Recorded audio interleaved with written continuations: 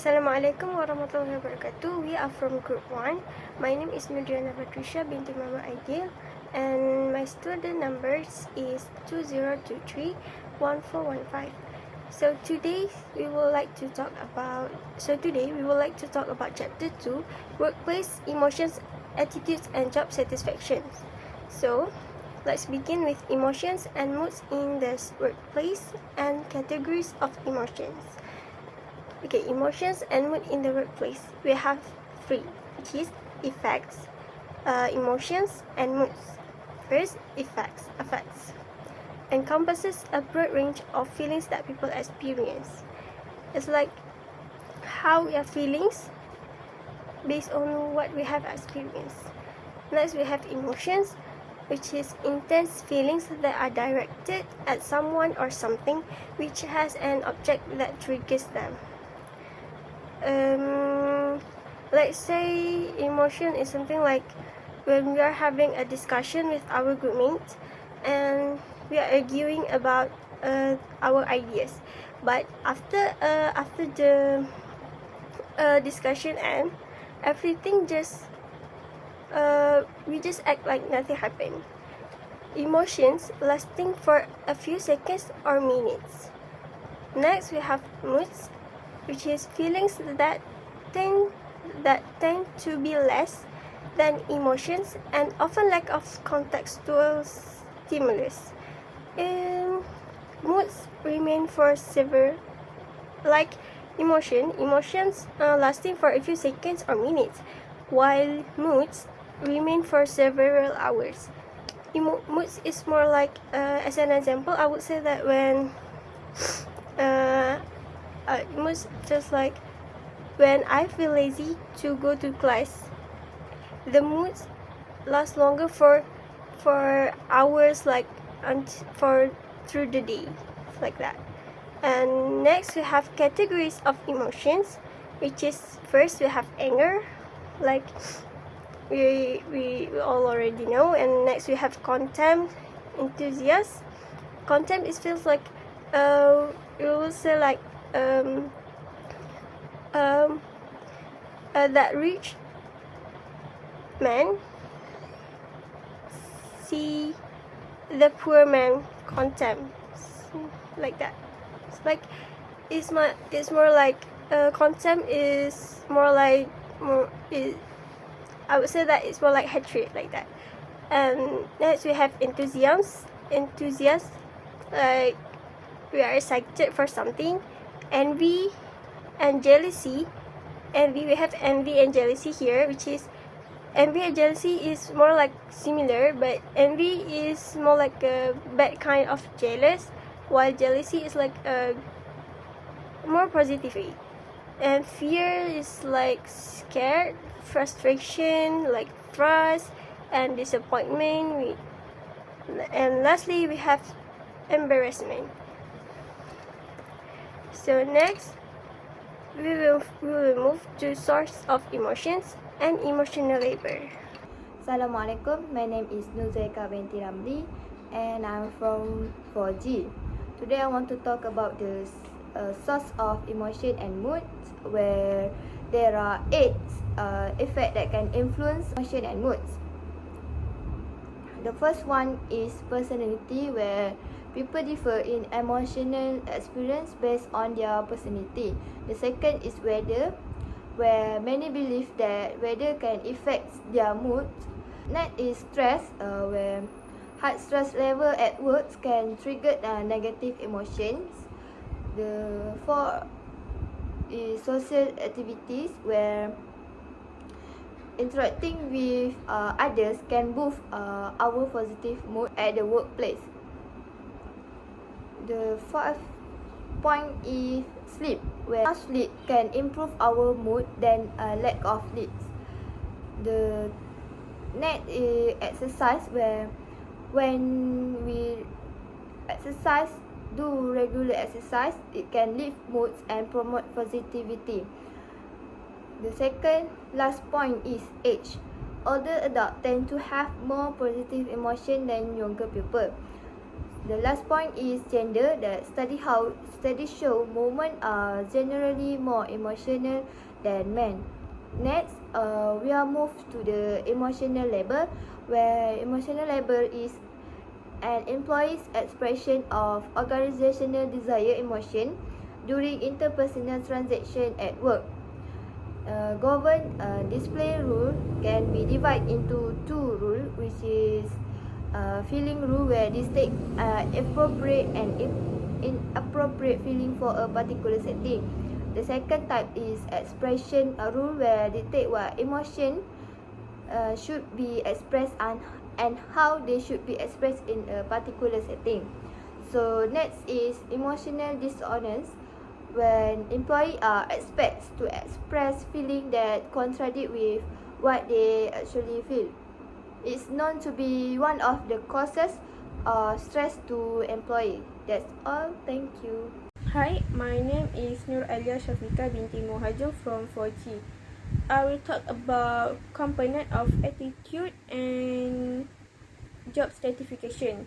Component of attitude has three, which are cognitive, affective, and behavior. Cognitive refer to belief, thought, and attribute which a person has towards someone or something.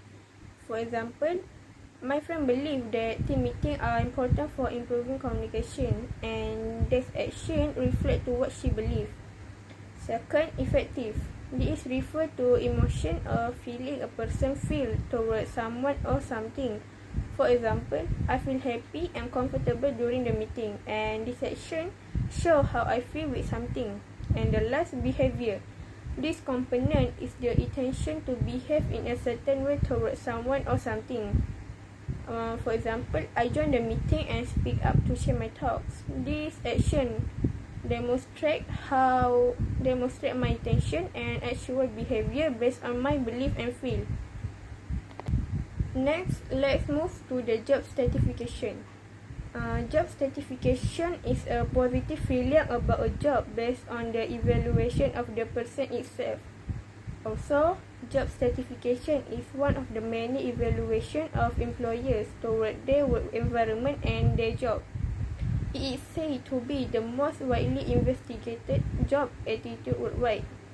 Result of study to has seen the link between job stratification with productivity, motivation, absenteeism or tardiness, accident, mental or physical health, and general life stratification.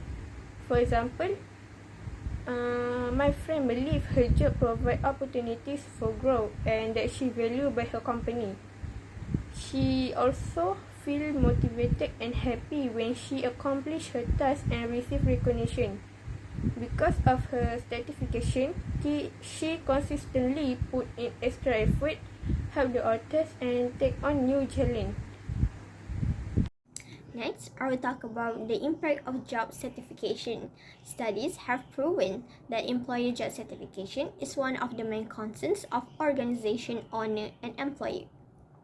Job certification level will result in variations of employers such as commitment, productivity, absenteeism, and loyalty. So, what the impact if employer don't have job certification? First, employer retention and turnover. Second, the dissatisfied employer is far more likely to leave the organization compared to a satisfied employer. And lastly, is organization will lose not only headcount but also the expertise and knowledge that the employee has. But if the employer that has high job certification usually portray a high organizational citizenship behavior, or we call it as OCB, and willing to go extra miles for the organization. So let's move to the method for measuring employer certification, which has divided by two methods. First is single global rating system. Job certification can be verified by asking simple questions such as choose one of the following statements which the best how well you like your job. First is I hate it. Second is I dislike it. Third, I do not like it. Or fourth, I like it. Secondly Enumeration job facets, another widely used method in the job description index. This contains 5 skills with 72 items, which are answer yes, no, or uncertain. The 5 skills are work on present job, present pay, opportunity for promotions, supervision on present job, and lastly, people on present job. Next, I will explain more about determinants of job satisfaction. Person's job satisfaction is a set of attitudes towards work. As many people know, work is an important part of life, giving a self-worth, and people want to be happy, so naturally people want job satisfaction. The definition of job satisfaction identifies an overall attitude toward work because people usually have positive attitudes about some aspects of work and negative attitudes about other aspects of work. Each of these determinants may be of great importance to some people and of little importance to others. These is the factors which lead to employee satisfaction are: the first one is the job characteristic. Moreover, opportunity to make use of skills and ability. The third one is rewards and recognition received. Your satisfaction with the pay received affect overall job satisfaction, and the rising cost of healthcare along with retirement benefits make benefits more important than ever. Other than that, opportunity for promotions and supervisor and manager. For example, whether you are satisfied with the supervision received affects overall job satisfaction. The personal relationship between you and your boss also affects job satisfaction.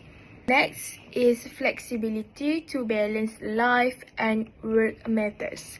The lastly is optimal and conducive work environment. In a nutshell, factors that lead to employee satisfaction is co-workers and teammates. The example, whether you have positive human relations with co-workers affects overall job satisfaction.